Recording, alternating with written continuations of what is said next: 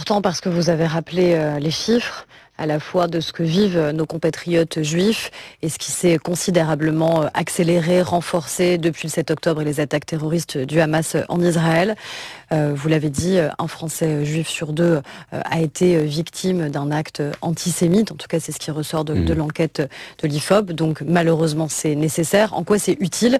Parce qu'on a besoin d'un sursaut collectif et que ce sursaut, il ne peut pas se faire uniquement entre personnes qui se sentent déjà concernées.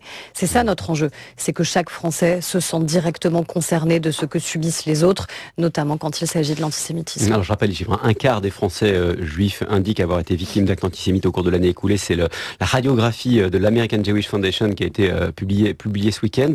Au-delà des déclarations de fermeté, quels moyens concrets se donne aujourd'hui le gouvernement? Il y a des moyens très concrets qui ont été déployés. Circulaire du ministre de l'Intérieur pour renforcer la sécurité, évidemment, devant tous les lieux qui pourraient être plus particulièrement ciblés. Je pense aux écoles, évidemment. Je pense aux lieux de culte. Une demande aussi de la ministre de l'Enseignement supérieur à l'ensemble des présidents d'université dès le lendemain du 7 octobre, là aussi pour assurer la sécurité des étudiants juifs. Donc, circulaire aussi pénale du garde des Sceaux, là encore pour réaffirmer la nécessité de mobilisation sur la qualification de ce qui est non pas une opinion, mais ce qui est bien un délit. Évidemment, l'antisémitisme est un délit, mais au-delà de ça, on voit bien que ça infuse dans la société, qu'il y a une superposition d'un certain nombre de sujets, une confusion en vérité sur un certain nombre de sujets, où maintenant chaque Français juif devient co-responsable, co-coupable même de la situation qui se produit à Gaza. On n'est pas responsable de la situation à Gaza parce qu'on est juif. On va en parler évidemment, mais il y a des situations très concrètes. 86% des Français de confession juive craignent d'être davantage victimes d'un acte antisémite, et du coup il y en a beaucoup qui n'arborent plus de signes religieux, la kippa, qui retirent les mezuzahs sur leur façade. Vous leur dites quoi?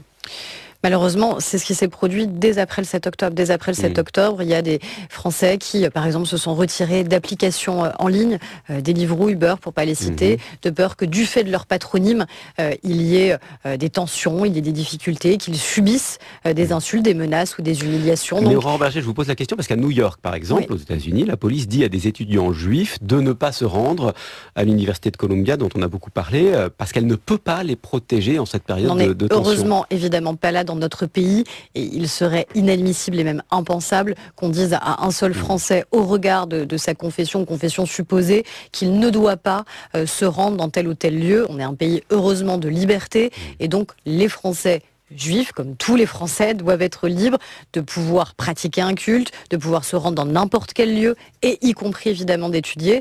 C'est vrai qu'on a une situation particulière dans certains lieux d'enseignement supérieur. Il y a la situation qui a beaucoup été décrite à Sciences Po, parce qu'elle est sans doute malheureusement emblématique de ce qui peut se produire, avec, on l'a vu, des filtrages qui ont existé devant un amphi, comme si, encore une fois, les étudiants étaient aujourd'hui, parce qu'il y a eu un débat, parce que cette jeune fille dont on a eu des témoignages d'étudiants juifs, ou encore une fois qui sont considérés comme tels.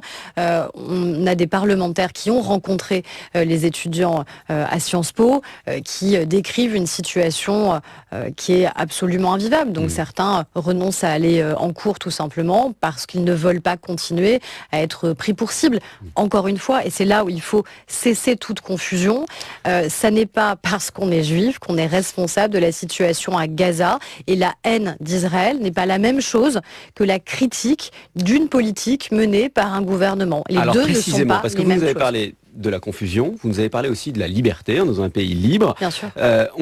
On peut critiquer le gouvernement israélien sans être immédiatement taxé d'antisionisme, voire d'antisémitisme. Ça, c'est quelque chose qu'on entend beaucoup. Il y a deux choses qui sont très différentes, mais vous voyez bien ceux qui essayent de volontairement générer cette confusion.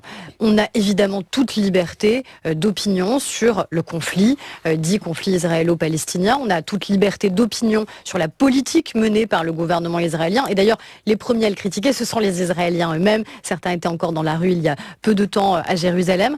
Ça n'est pas la même chose que d'appeler à la destruction de l'État d'Israël, que de considérer illégitime la création de l'État d'Israël. Et vous voyez bien que si certains aujourd'hui se retiennent peut-être de dire directement une injure antisémite et se retiennent de dire celle juif, ils disent aujourd'hui celle sioniste pour essayer justement de se cacher derrière ce paravent-là, pour pouvoir continuer leur antisémitisme. C'est-à-dire qu'en fait, selon vous, donc l'antisémitisme se camoufle derrière la critique d'Israël, voire la haine d'Israël. Et encore une fois, la critique d'un gouvernement, la critique d'une politique menée par un gouvernement, quel que soit ce gouvernement, n'est pas la même chose quand même que d'appeler au boycott d'un État, que d'appeler au boycott de personnes physiques ou que d'appeler à la destruction carrément d'un État. Et on voit bien, encore une fois, que ce sont les deux qui se confondent et que cette haine d'Israël, elle alimente de manière sournoise, mais malheureusement de manière évidente, la haine des Juifs dans notre pays. C'est d'ailleurs ce qui ressort de l'enquête que vous avez citée, où plus d'un Français juif sur deux se dit que le premier critère aujourd'hui de l'antisémitisme est devenu la haine d'Israël. Il était question de réunir des responsables des partis dans le cadre de ces assises contre l'antisémitisme. Ce sera finalement après les européennes. C'était pas opportun de le faire maintenant? Moi, je voulais pas qu'on puisse être taxé de quelconque opportunisme électoral. C'est un sujet qui est beaucoup trop important. Ça veut dire que vous considérez, Aurore Bergé, que ce sujet de l'antisémitisme fait l'objet d'une instrumentalisation politique? Non, mais je vois bien qu'il peut être capté par certains, soit pour dire nous sommes les premiers défenseurs de la cause et des Juifs dans notre pays, ou inversement, malheureusement, attiser une forme de haine. Donc moi, ça a été dit d'ailleurs, quasiment dans ces termes-là, par Jordan Bardella jeudi dernier, à propos, qui s'adressait notamment dans le cadre d'un débat. Et il a dit ceci aussi, Jordan Bardella, le président du Rassemblement national: Jean-Marie Le Pen a été condamné pour antisémitisme. Les propos de Jean-Marie Le Pen étaient des propos éminemment antisémites. Cette prise de distance du président actuel du RN à l'égard du fondateur de son propre parti, vous la recevez comment, vous, Aurore Bergé? Il a eu du mal à sortir ces mots-là et il a pris le temps, puisque sur un autre plateau chez un de vos confrères, vous le savez bien, il avait refusé de caractériser les propos qu'avait tenus Jean-Marie Le Pen de propos antisémites. Il n'y a aucune ambiguïté. Évidemment, ces propos, malheureusement, étaient des propos antisémites et le fondateur de ce parti d'extrême droite dont Jordan Bardella est l'héritier a été condamné de ce fait pour des propos antisémites. Donc il n'y a malheureusement pas d'ambiguïté sur l'histoire qui est celle du Rassemblement national et sur les héritiers qui sont ceux aujourd'hui du Rassemblement national. Est-ce que ça veut dire, selon vous, que la page de l'antisémitisme au Rassemblement national n'est pas tournée, si je l'entends bien? Je vois en tout cas que dans des entourages, je vois que dans des alliés européens, de manière assez évidente, reste malheureusement la question de l'antisémitisme. Moi, ce que j'espère, c'est que tous les partis en sortent, parce que c'est encore une fois un sursaut collectif dont on a besoin. Des partis que vous recevrez donc fin juin, après les élections européennes. Merci Aurore Bergé d'avoir été ce matin grand témoin de France Info.